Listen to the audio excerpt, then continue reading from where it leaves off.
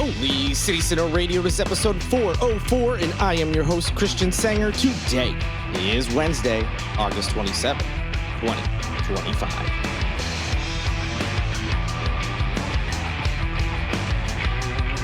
What's up, everyone? Welcome back to the show. So happy to have you here with me. I hope everything is going great in your world. Things in Holy City Centerland are going well. No complaints at this moment, and nothing real exciting to share as far as personal stories or anything. So let's just get into the news. So this first topic relates back to the most recent episode on Monday. You can go back and listen if you'd like, where we were talking about that there's essentially a housing crunch on the peninsula, or we're on the verge of one, I should say, as the peninsula is continuing to grow in terms of people moving specifically to the peninsula, and how there's, constantly this debate of, all right, yeah, we are seeing potentially record growth after a low, I should say, in 2020. And, bounce to such a bounce back that we will have potentially, it's forecasted by people in the city, that the peninsula will have the most amount of residents since, decades and decades ago. And that was kind of a shocking thing, because we always talk about, there's not enough affordable housing and people are being forced out of the peninsula. We forget sometimes that, well, they're being forced out and then people are coming in to replace them. And not just that, for people that are being, forced out because of pricing, more people are coming in than are leaving. And so it was just kind of an interesting thought experiment I was doing. Like, yeah, I never really thought about that. I'm always talking about and hearing about, housing's too expensive here and people are being priced out of certain neighborhoods and cities. And you just keep hearing about it's bad, it's bad, it's bad. So you assume there's like all these empty houses or apartments, and it's just not the case. So there was a recent story in the Charleston City paper, link is in the show notes, which talked about this in a little bit more detail. And it's not just Charleston. There are two issues that they talk about in this article that are dominating South Carolina headlines.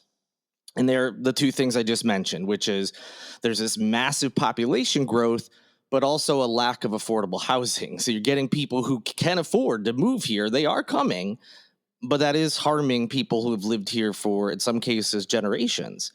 And so, for instance, here in the Low Country, the average value of a house now sits at about $600,000. And Mayor William Cogswell has put forth a plan to add 3,500 units of affordable housing, bring that to the city. He proposed that on August 21st at a city council meeting. So this is early days. This isn't, it's coming down the pike. We've got a little bit to go here.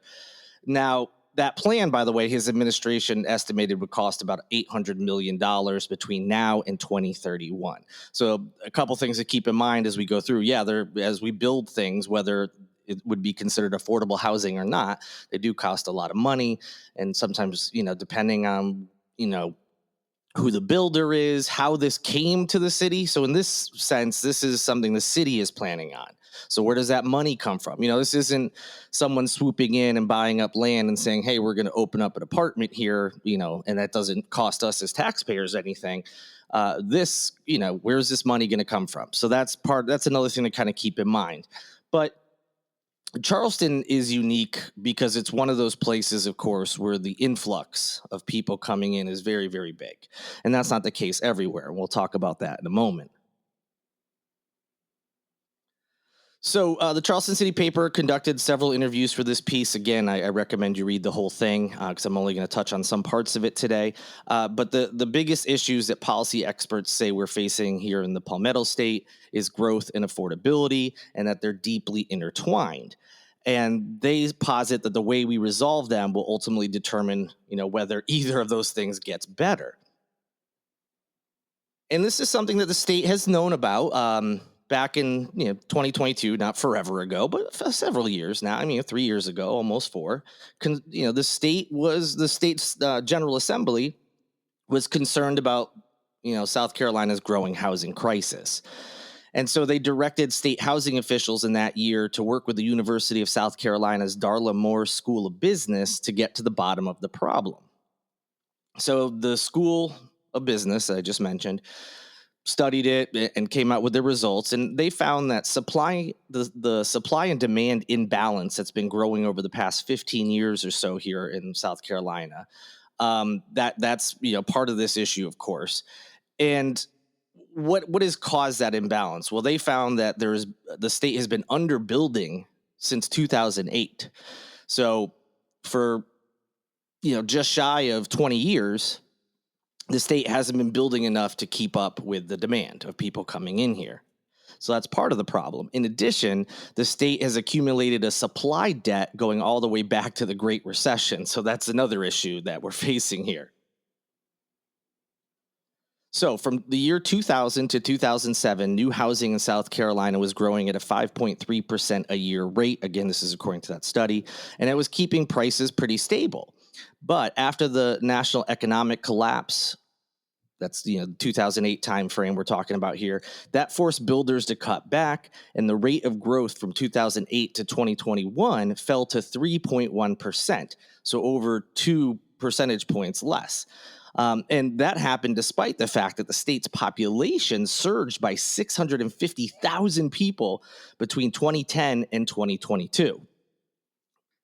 So, as the article says, put simply, there wasn't enough houses and apartments for all the people who wanted one. So again, you would think with that, there shouldn't be an issue, with affordable housing if but when there's so much demand, yeah, they can up their prices a little bit. Hey, we got a lot of people wanting to come here. And so that, of course, happens in those types of scenarios. Now, another issue is the one I alluded to earlier. It's the fact that all these new residents that are coming in have settled in just half of the state's counties. So that means the other half, they're actually seeing population declines over the same period. I made it seem like that's what always happens in these scenarios, but that's just what happened to those counties. So yes, the state is getting a lot of people coming in, but they're only moving to about half of the state's counties. And of course, that can lead to all sorts of other issues as populations decline. You'll see counties start to struggle financially. Certain services may not be available or may not be very good for residents. And so that's a whole other topic.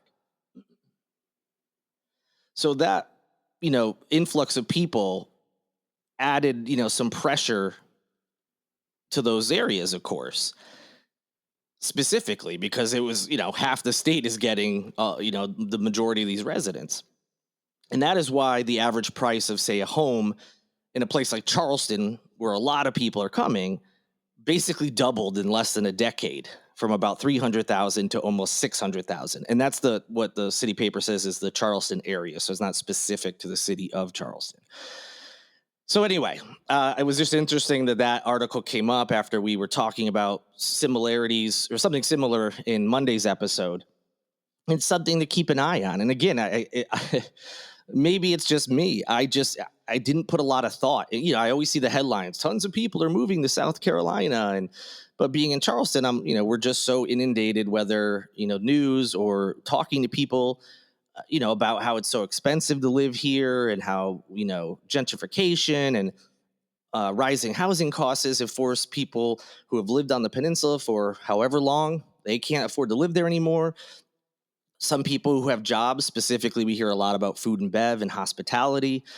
They can't live downtown, and in some cases can't live necessarily particularly close to where they work downtown. And so when you think about it, you're just constantly hearing people can't do this, can't do that. They're leaving. But I always forget about the other side of it. Well, part of the reason they're leaving and part of the reason that their prices are going up is because there are a bunch of people coming in and they are paying them. So we'll see if this continues, but if this, at the rate that we're going, if there isn't some solutions, those problems of affordable housing and people being forced out of areas that they used to be able to afford, that's going to continue. And we're still going to have people coming in willing to pay these much higher prices, because, whatever their job is and wherever they're coming from, they can do that. We are getting people who can pay these crazy prices. So it's not something that seems to be going away anytime soon. And it'll be interesting to see, how, if any, if it'll be interesting to see if the local governments, whether city, county, state, if there's anything they can do to try to, balance out this crush of people coming in without harming the people that are already here. and what, if anything, is there to do. So very interesting, something to keep your eyes on. I've had this story on the back burner for a while because it's short on details, but I think it's interesting. And the short on details isn't the fault of Fitz News, where I'm getting this article from. You can say what you want about that publication, and you're probably correct about whatever it is your opinion is of that. But they do have some interesting stories sometimes, and I think this was one of them. But the lack of details comes from the person, that they got them from. It'll make sense in a moment, but basically, former state senator Katrina Shealy, who represented people of South Carolina's Senate District 23 for 12 years, from 2012 to 2024, she published a pretty interesting post earlier this week on a blog that she has created. And the post was titled "Politics Under the Dome and Sheets," and Sheets was in parentheses.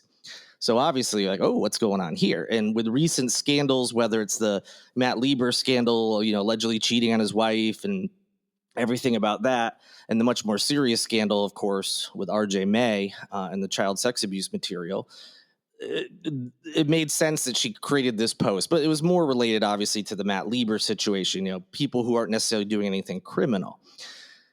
And she talks about how, when she served as state senator again for 12 years, these recent headlines, specifically, again, talking about more like personal misconduct, not on the criminal level, is probably causing people who are currently still serving a little bit of anxiety. And the reason for that, according to Shealy, is that there's blackmail that happens sometimes within the state house, which that is a criminal offense. And we'll get to that part in a moment.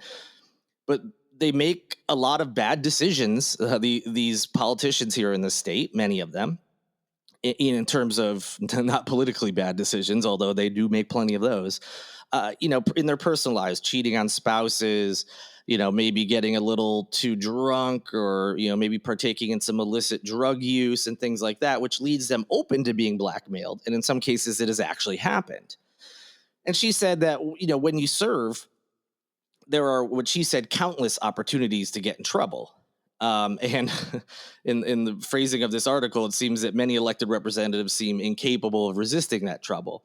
So she talks about the different temptations that are out there. There's financial gain, which, again, doesn't necessarily mean anything corrupt happens, but there can be some corruption that leads to financial gain as well.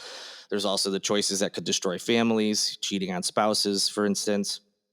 And she said every night in the state capitol, whether during a legislative session or when lawmakers come to town for, committee hearings and whatnot, there are people, with influence that are given invitations and that are all around them when these things are happening.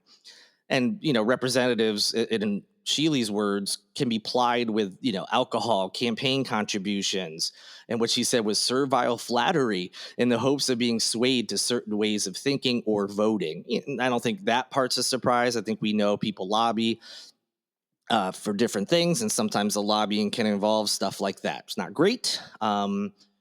It's not ethical, but it happens. And, so that wasn't particularly shocking. But she goes on to say that when she was serving, she also saw legislators sending inappropriate messages to people that are not their spouse. She heard sexist and racist comments, filthy jokes, and remarks belying their politically crafted image of a person of great and unwavering religious faith. That was her quote. I can't take credit for that, but that was pretty great.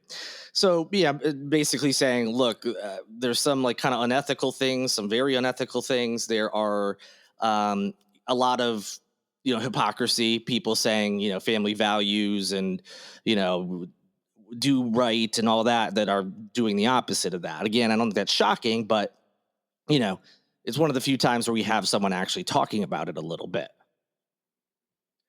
Now, that's all, like I said, I don't think any of that's necessarily particularly shocking to any of you. But the bigger issue here, aside from the hypocrisy, and is this concept of blackmail, which Shealy says has happened. So she didn't just say people are opening themselves up to be blackmailed. She says it has happened. And not only that it has happened, it's been used to leverage votes. So basically, if you don't vote this way, we are going to expose whatever it is. You cheated on your spouse. We're going to tell them, you at the last committee meeting or whatever, we all went out to dinner and you and so were doing whatever drugs or, whatever, just something to expose them, the hypocrisy or whatever. And that has led to votes being changed. Now, that is a big deal. And that's why, you hear about sometimes when confirmation hearings are going on the federal level, like if someone has something in their background, there was a lot of talk about this with Hegseth, like, could he be someone that's easily blackmailed because he's had these, we don't know the details out of all of them, but because of non-disclosure agreements and things about, alleged sexual assault or sexual harassment. I forget exactly each charge that he was facing in these things that, again, have non-disclosure agreements and things, but doesn't mean someone will go against that and try to blackmail him. So there's a lot of talk about that. And this is why, because people's votes can be changed. I think a lot of time people, when we think about the blackmail side of things, we're thinking outside of, in this case, the state house, someone in the community. But Sheely's alleging, yeah, that happens, but the bigger issue is that people within the halls are doing it, to each other. And regardless of who's blackmailing who, inside the state house or outside the state house, that's a very big problem. So that's the bigger thing here. Like I said, there's not really any specifics. She didn't out anybody basically by saying so-and-so blackmailed so-and-so, and that's why they voted this way when they really wanted to vote the other way. That would be really interesting, obviously, and could lead to some big issues for any of the people that are involved. So that was one reason I held out. And also because, a lot of this stuff isn't necessarily surprising. Like I said at the top, it is interesting to have someone kind of confirm the things that you assume have been happening. But that blackmail thing is certainly interesting. Will we ever learn more about that? Who knows? I would love to know, obviously, not just for curiosity's sake, but we've had some pretty big votes that have happened. And it'd be interesting to know what the votes would have been if people didn't, weren't blackmailed, which is what she's alleging happened in the state house over the 12 years she was there. So anyway, I thought it was an interesting story. You can visit the link in the show notes. I kind of gave you all of it, so that's the gist. But if you want more, it's there. But again, just something that I found kind of interesting, and it makes you wonder what votes may have been different. And also, is this going to be a thing in the future as well? I mean, it certainly seems like this is the type of behavior that'll continue. So what future votes could swing, or hinge on a swing vote or two, and those people are voting a different way than they would have because they were blackmailed. Keeping up with District 1, someone will be replacing Nancy Mace there. Obviously, we've got a little ways to go. We'll have to get through the primaries first. And the Republicans have another person who has entered the race, a retired Air Force colonel who commanded the final mission out of Afghanistan during the 2021 withdrawal of U.S. troops, has entered the race. His name, it is retired Lieutenant Colonel Alex Pelbath. He launched his campaign for South Carolina's 1st Congressional District on Monday morning.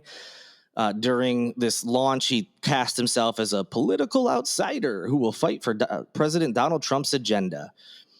We hear that political outsider thing all the time. I guess you could just use that if you've never been in politics before.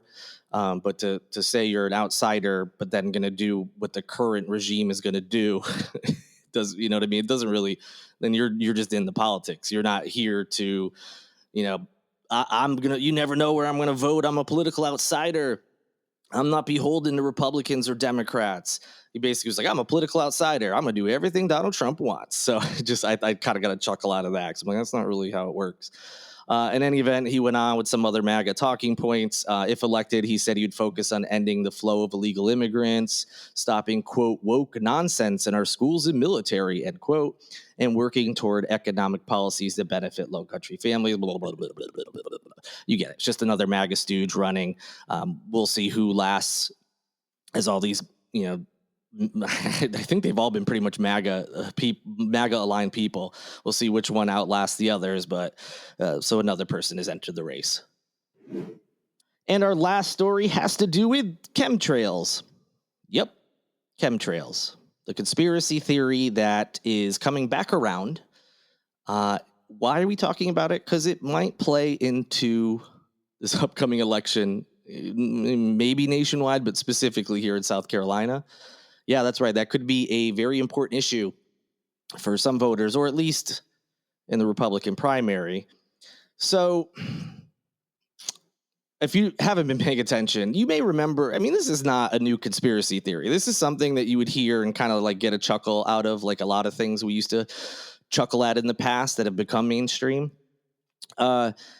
I remember hearing people talk about it, whether it was like someone like a comedian making a joke or a television show or an actual news report where they interviewed someone who believes that, when a plane is flying, sometimes you can see behind it the condensation trail, also known as a contrail, which I just learned today. I didn't know that was the official name of it. But in any event, I remember as like a kid, the conspiracy that I understood was like there was something that the government was putting in these planes and in these chemtrails that you were seeing that was coming down and causing some harm to the population. A lot of it was like they're controlling us, man, with the chemtrails. There was something in there that would made the population more likely to go along with something the government would say and blah, blah, blah. Well, I'm sure that is still out there, but it's kind of swung around. And now the bigger issue to people who believe in this chemtrail thing is that the government is like controlling the weather. There's some kind of geoengineering, and they're controlling the weather. This has popped up when certain natural disasters happen, particularly if the natural disaster happens somewhere in a red state. Then a lot of these MAGA Republicans will come out and say the government's controlling the weather. And that's why it's targeting these red states, of course, putting aside the fact that the entire government is currently run by Republicans. But okay. So why is this going to become a thing in South Carolina? Well, because every stupid thing is and does become part of our politics here. And the Post and Courier did an article where they were following Nancy Mace. She was in Myrtle Beach. She had some kind of stump speech that she was giving in a cafe. When she was done, people can ask questions. An unidentified woman came up to the mic and asked the first question of the evening, or the morning rather. And that first question was about fluoride and if she, meaning Nancy Mace, intended to take any action to remove fluoride from our water. This is another MAGA thing. The current health secretary, Robert F. Kennedy Jr., he wants to remove fluoride from our water. What is fluoride? It's a teeth strengthening supplement that's put in public water supplies, and it has helped, lower things like cavities and other types of tooth decay and things like that. But just like, all the other dumb conspiracies, the thought process like this is horribly bad for everyone and blah, blah, blah, blah, blah. So, yes, no surprise, Mace went along with the MAGA and now MAHA, Make America Healthy Again, line, which is, yes, I would support any action to remove fluoride from our water. Unprompted, she continued and said she would also ban chemtrails. And then a few people apparently in the audience were like all excited and cheered for it. And Nancy Mace pointed out that other states are doing it, including Tennessee and Florida, and she wants South Carolina to follow as well. So, as I said, chemtrails is a conspiracy that's been around for a long, long time. It's about the airplane condensation trails, or contrails, as I said. And again, now it's more that the government is plotting to engineer the weather for nefarious purposes. This is stuff, like I said, that we would laugh at, these like fantastical yahoos that believe in conspiracy theories and or at least conspiracy theories like these. I think there's some that, there's conspiracy theories that have some root. You could be like, oh yeah, I can kind of see that. And some of them come true. And then there's ones like these where you're like, this has been disproven like a million times. And despite the fact it was not mainstream as far as people, like the thinking of the majority of people in this country, but there was enough of a movement at a time that the government and the scientific community both had to come out and be like, hey, no, this isn't true. This is debunked. And, you can go look up all the times that that's happened.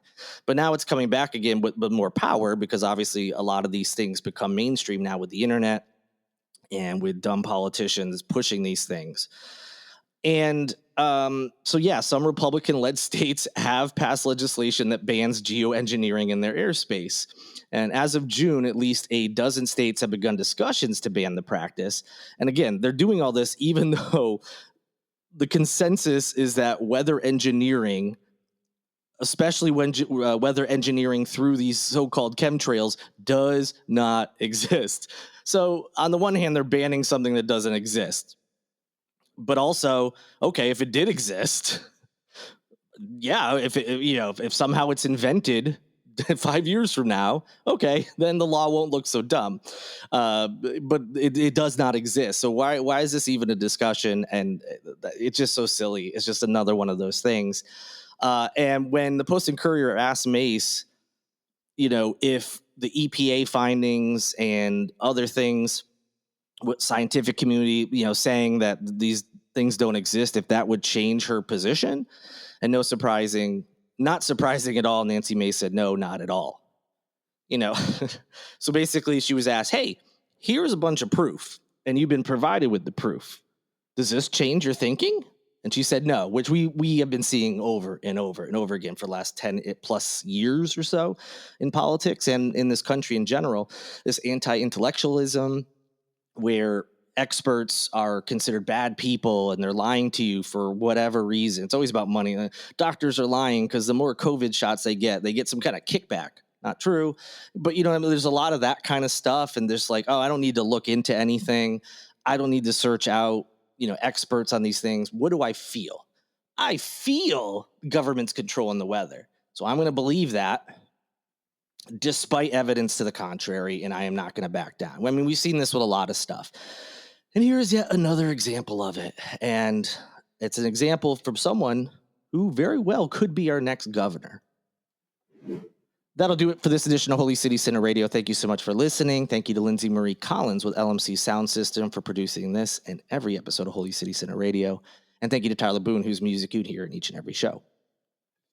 I hope you have a great rest of your week. Head over to holycitycenter.com for the latest news and report back here later in the week. I will return. I'm already looking forward to it, but until then, good night. Good luck.